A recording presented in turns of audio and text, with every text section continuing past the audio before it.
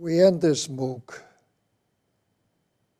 before ruin descends upon Japan once again, as it had in 1923, only this time it's ruin following Japan's defeat in a truly aggressive, atrocious war that it launched beginning in China in 1937, that it extended to include the Western powers, Pearl Harbor, the United States, Singapore, Southeast Asia, Britain, bring in the Allied powers.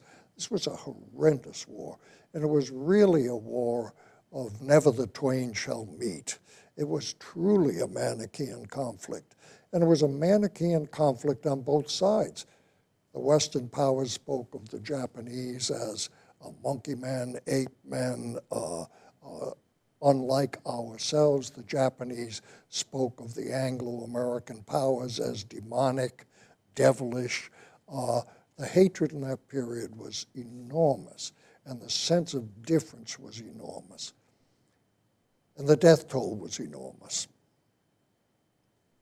The number of people who died in China, the estimates now range from 13 million to 20 million killed in that war.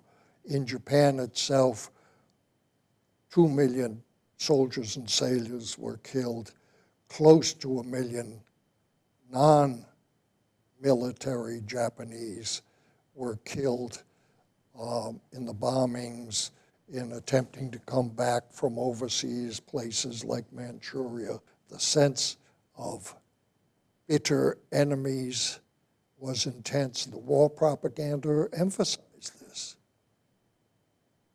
And when the war ended, it went away, pretty much. And they set about rebuilding the country. Some of the dreams and ideals that we saw in the 30s have an opportunity to flourish. Certainly artists, writers, other people feel liberated from the military oppression. And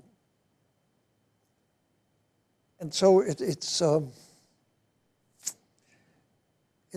complicated to wrestle with. If you're Chinese, if you're Southeast Asian, you would still, to the present day, be inundated with recollections of Japanese atrocities. They were terrible. But at the same time, the same people who might have done this, the same country that engaged in this, set off again in reconstruction, and with a whole new set of ideals. And I think you look at this and you can say, well, there's reasons for despair here, there's reasons for anger here, and there's reasons for hope. And you can tap in your past certain strains and you can pull them up. And I think what we saw here was a resilience and a positive sense of reconstruction, creating the good city, creating the good life that has dominated much of Japan since the war. Well, thank you all.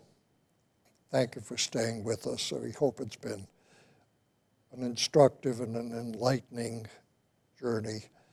We hope that you'll be able to do many such excursions and explorations in the future. Thank you very much.